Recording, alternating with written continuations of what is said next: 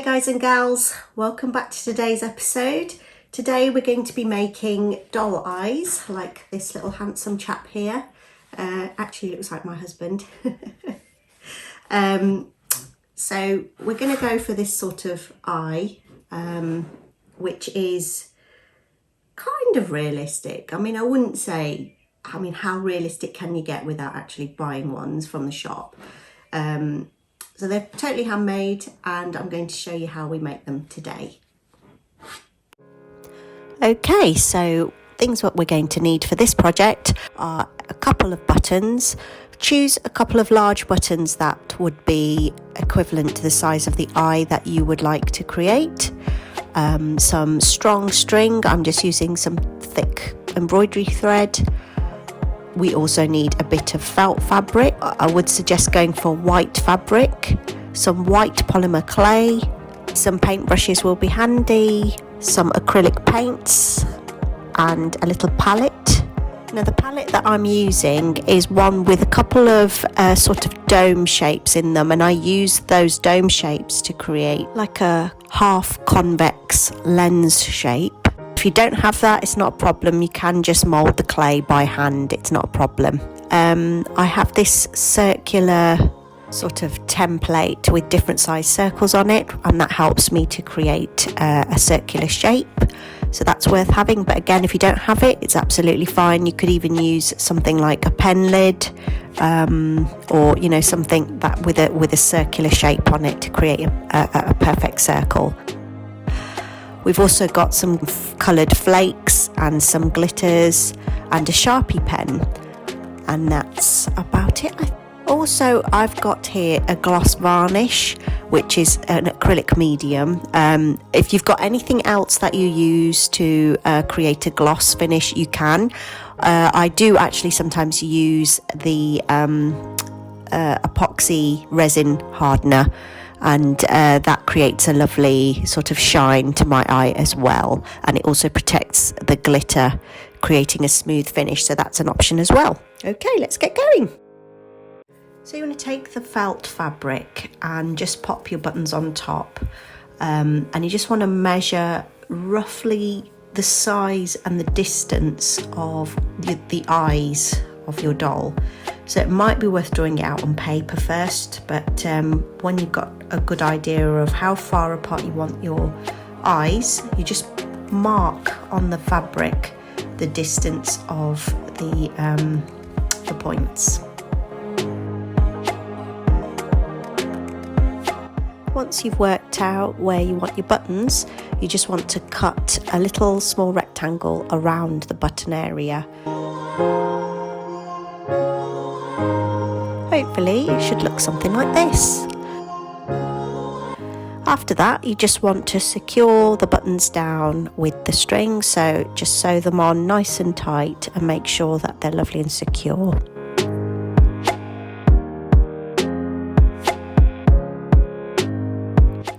Now we're going to move on to the polymer clay.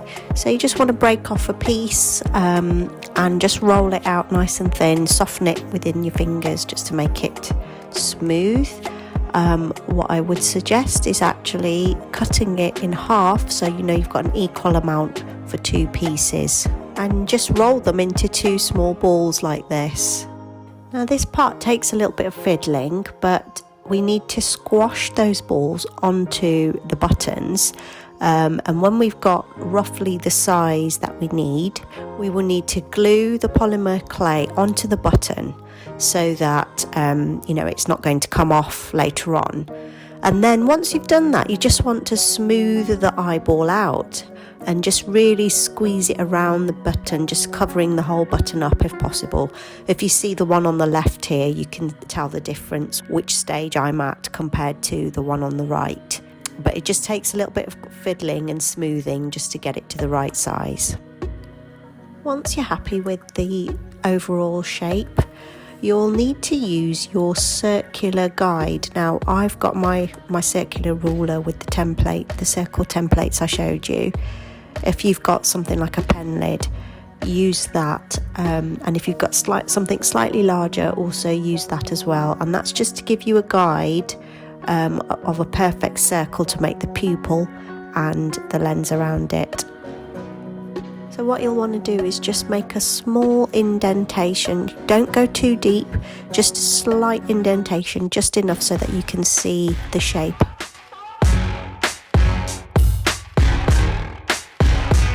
Okay, so now we're going to start painting and decorating the eyes. I've already made an outline here of the pupils, so that's a good place to start. So using your Sharpie, just make an outline where the pupils will be and just colour those in and just start painting the colours that you'd like. I'm going to do mine slightly purple colour because I've chosen these glitters to go with mine, purpley blues, which will make a nice contrast, and the glitter will just help the eye to shine.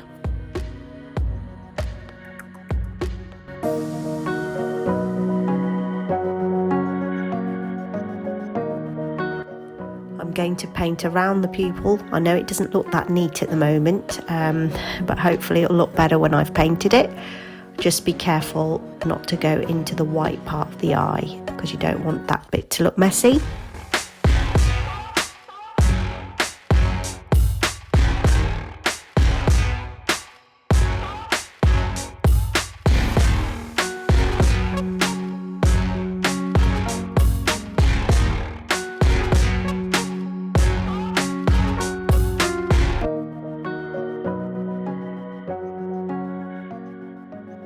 Apologies for this part of the video, it's slightly shaky. I was trying to hold the phone, sort the phone out and also paint at the same time. Not ideal.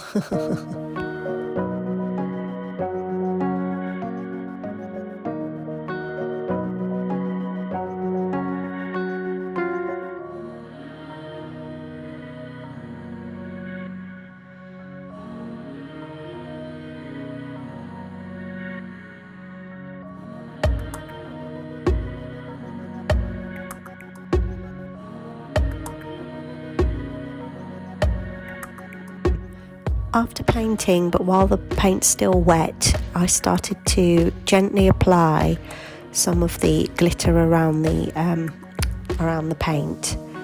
I wanted to do it while it was still wet, just so that it would stick nicely onto the paint and dry on. So here I'm just putting a few flakes onto the eye as well, just to give it that lovely shine.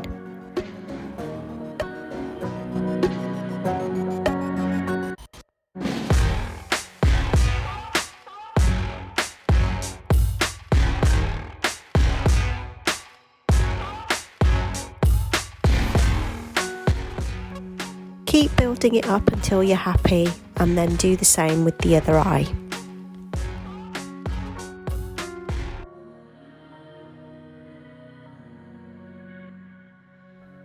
After that, I just coloured in the black central pupil part, and I also added a little bit of white just as a reflection point. When you've done that, then simply varnish them and leave them to dry.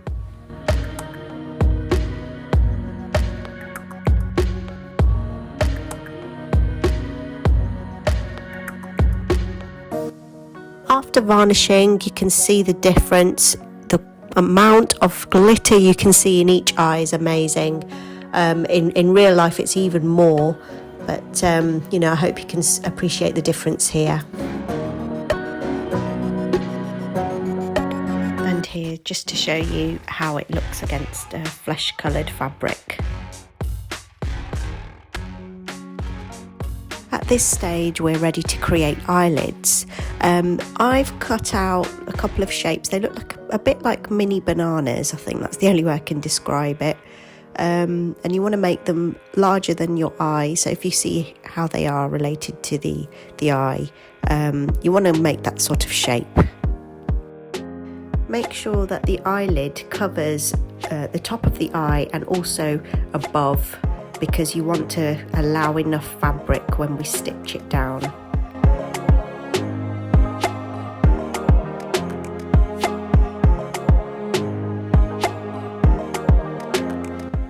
As you can see, I've just stitched down the sides. The top bits able to move around, that's fine, it's not a problem because you won't see that. But as long as the sides are secured, as you can see, I've just stitched the edges, and they're going to be hidden with the face of the doll anyway. So if you just do that, then you're ready to move on to the next stage. In this video, I'm not going to focus on making the whole doll, but I'm just going to give you a general idea of how the eyes are attached. I will make a separate video on making the rest of the doll. This is just purely for the eyes.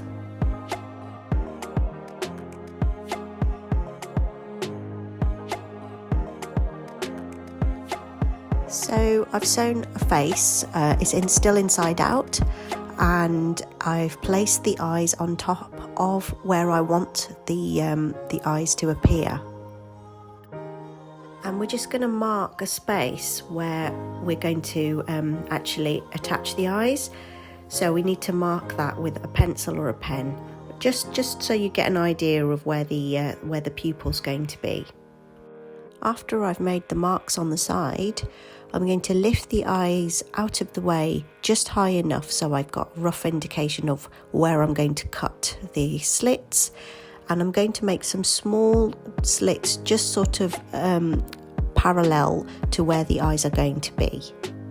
I've made the slits, I've turned the doll's head inside out, and I've placed the eyes within the head. And what I've done is actually stitched down the white felt against the felt of the head, and it's only a small stitch, but you can see that it just holds the eyes in place. And the positioning of the stitch is where I'm going to actually place the nose, so you won't see the stitch anyway. You can see a real small glimpse of the eye there, where I've tried to zoom in as much as possible. But the eye is just poking out just enough so I'm able to now cut around and open up the eye just enough, but not too much. We want to just be able to see the pupil and the white of the eye, but not overdo it. I would suggest doing this really slowly and incrementally, just so you get some sort of idea of the shape that you're creating, because you can't rewind it. Once you've cut it, you've cut it. So just take your time and just keep checking to make sure that both eyes are even and that you're not making the holes too big for the eye not to hold its shape. I would also bear in mind that the fabric will stretch depending on what fabric you use. If you're using felt like myself, then you haven't got the worry of fraying, but if you're using cotton, for example, you would need to remember that you're going to have to tuck in the raw edges. And if you're using felt, then you haven't got that issue, but again, it does stretch quite a bit, so I would be careful of how big you go, bearing in mind you are still going to stuff the head. And talking of stuffing, I've done that right here, so you can see the difference when it starts to stretch out. You will need to fiddle around with it a little, using a pin you can just adjust where the eyelids are, so you can see where my eyelids have come through. You don't want too much of a droopy eyelid, so that's just down to personal preference. So just have a little fiddle around with it once you've stuffed it, and just make sure you're happy with where everything is, and then you can stitch it all down very gently. If you can do a hidden stitch, or you could even glue it down with a very fine tip. I wouldn't recommend using a glue gun, but you could probably use a fabric glue and just glue it down very gently.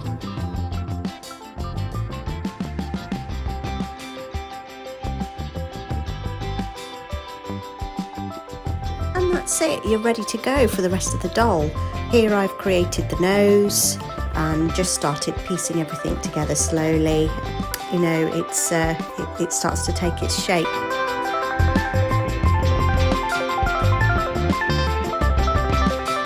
Here's a doll I made using the green eyes.